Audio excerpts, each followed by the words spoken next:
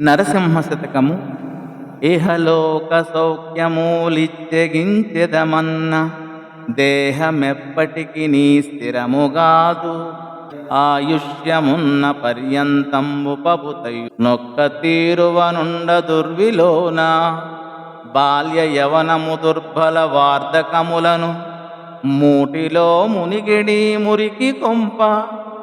భ్రాంతితో దీన్ని కాపాడుదమనుకున్నా కాలమృత్యువు చేత కోలుపోవు.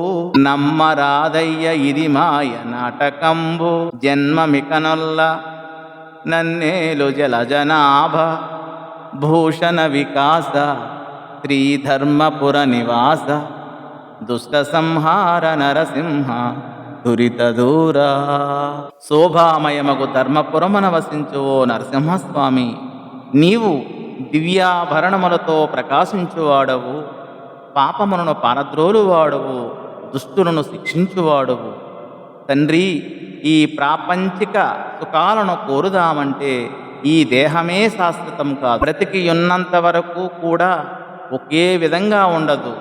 బాల్యము, యౌవనము, వార్ధక్యాలలో మునిగే మురికి కొంప ఈ యొక్క దేహం. దీనిని రక్షించుకోవాలని ఎంత ప్రయత్నించినా కాలపాశము కబలించి వేస్తుంది.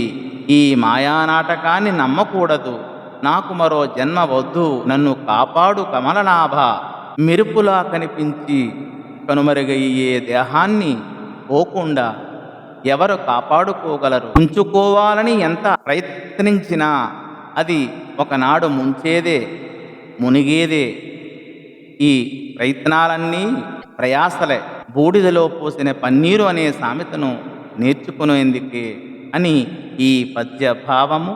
ధన్యవాదములు.